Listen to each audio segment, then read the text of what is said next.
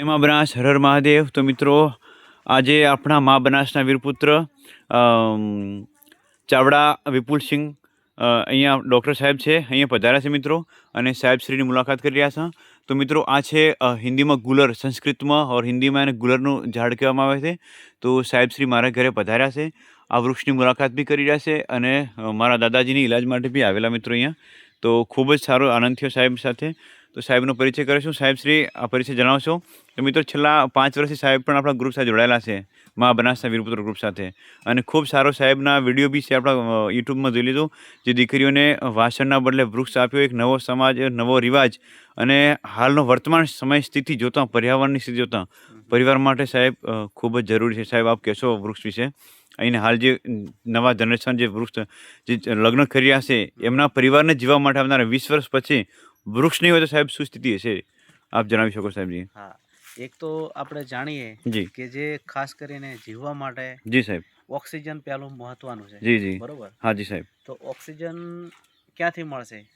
વૃક્ષમાંથી. જી વૃક્ષમાંથી મળશે. જી સાહેબ. જી તમે જેટલું વૃક્ષનું જતન કરશો જી સાહેબ. સાથે તમને ઓક્સિજન મળી રહેશે. જી હા. અને આપણે જે દરેકને જીવવા માટે ખાસ કરીને પાણી જરૂરી છે. પાણી તો વરસાદ પણ આ વૃક્ષના વૃક્ષને લીધે લીધે જ છે. આવતો આવે છે. જી બરોબર? સાહેબ. જી હા. એટલે દરેક અમે એક અમારો રિવાજ ચાલી રહ્યો છે જી. મા બનાસ ભૂમ ગ્રુપ તરફ, જી હા. જે આપણે તમે કામ કરી રહ્યા છે જી સાહેબ. જી સાહેબ, જી સાહેબ. જી બરોબર, જી જી. કે જેનું માધ્યમ એવું છે કે કોઈ બી લગ્ન પ્રસંગની અંદર 5 વાસણ ઓછા આપવાના, જી. પણ આપણે 5 વાસણ વૃક્ષ આપીએ. 5 વૃક્ષ આપતા જી હોય સાહેબ. છે. જી જી. બરોબર, એથી કે નવો જેનાથી એમને જી સાહેબ. સંતાનને જી ઓક્સિજન મળી રહે, હા, અને ચોખ્ખું ઓક્સિજન મળી રહે, ફળ મળી રહે, ફળ ફૂલ મળી મળી રહે. રહે. જી સાહેબ. બરોબર. હા હા. એટલે એક નવી શરૂઆત છે, શરૂઆત છે. પણ સમય જતો બહુ સારું આનું પરિણામ અમને મળશે એવી આશા પણ છે. એટલે દરેક મેમ્બર્સો હા જોડાઈ રહ્યા છે. હા હા. હવે લગ્નની સિઝન શરૂ થાય છે તો થોડું આ વખતે હા વધારે જોવા મળશે એવું જોવા મળશે. જી સાહેબ. તો દરેક મેમ્બરને સાહેબ તરફથી વિનંતી છે કે વધુ નથી એકવાર તમે કોઈ પણ તમારા કુટુંબ, પરિવાર, ભાણેજ થતી હોય, મોહાળમાં જ્યાં પણ લગ્ન હોય, ત્યાં એકવાર તમે વૃક્ષ આપી દીકરીને ભેટમાં ગ્રુપ તરફથી, અને પોતાની ફરજ. બીજું કે અમુક જન્મદિવસ નિમિત્તે જી 500-1000 રૂપિયાનું કોઈ જે તે બગાડતા હોય છે, જી હા, એવી રીતે એક વૃક્ષ પણ વૃક્ષ વાવો. જી સાહેબ. જી હા હા. એના હિસાબથી શું કે તમને યાદગાર રહેશે કે જી મારા જેટલા જન્મ દિવસો આયા, જી હા, તો હું એક આ વૃક્ષ વાયો, ગયા સાલનું આ વૃક્ષ. એવી રીતે તમને એક નવી પ્રેરણા મળશે, અને તમારા સંતાનો પણ એ પ્રેરણા સાથે સંકળાશે. ખાસ કરીને નવા બાળક જન્મેનો ફર્સ્ટ બર્થડે, જેનો પહેલો જન્મદિવસ હોય, જેની 1 વર્ષ ઉંમર હોય, એક વૃક્ષ વાવવું જોઈએ. હા, તો એ ફળવાળું વાવ્યું સાહેબ, તેને 7 વર્ષ જ્યારે ઉંમર થાય ત્યારે ફળ ખાવાનું લાયક થાય ત્યાં સુધી આ ઝાડ પણ તૈયાર થઈ ગયું હોય.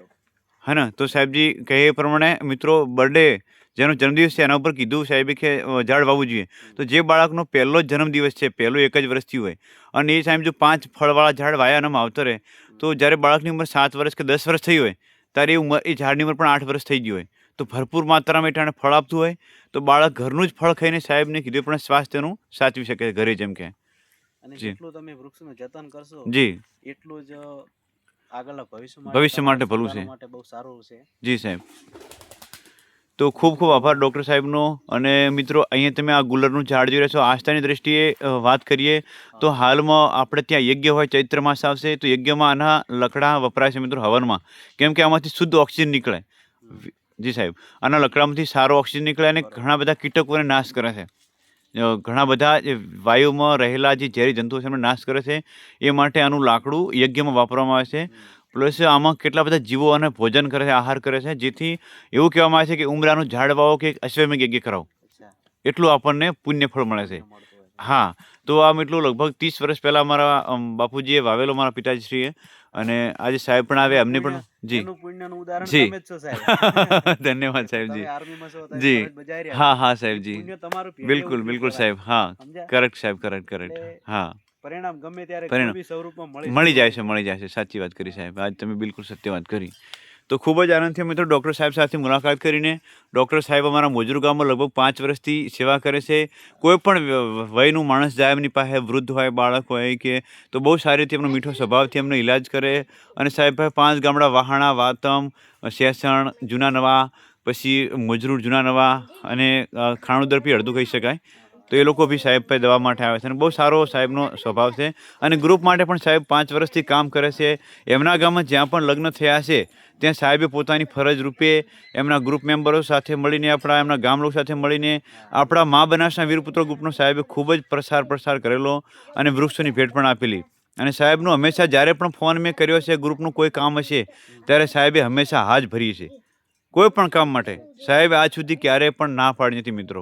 એવા જી ખૂબ ખૂબ આભાર સાહેબ શ્રી તમારો. હા જી. તો મિત્રો ખૂબ જ આનંદ છે ડૉક્ટર સાહેબ સાથે મળીને. અને આવા જ વીરપુત્રો મા બનાસ ધરતી પર જન્મશે તો મા બનાસ એક દિવસ પુનઃ 12 માસ વહેતી થશે. આપણું સૌનું સપનું છે જે જરૂર વહેતી થશે અને આપણું પર્યાવરણ સચવાશે. અને આવા શિક્ષિત અને સમજદાર ડૉક્ટર સાહેબની ખૂબ જ આ ધરતી પર જરૂર છે. મા બનાસ એમને દીર્ઘાયુષ્ય પ્રદાન કરે અને આપણી સાથે સૌ સાથે મળીને આપણે આ પર્યાવરણ બચાવીએ. જય મા બનાસ. હર હર મહાદેવ.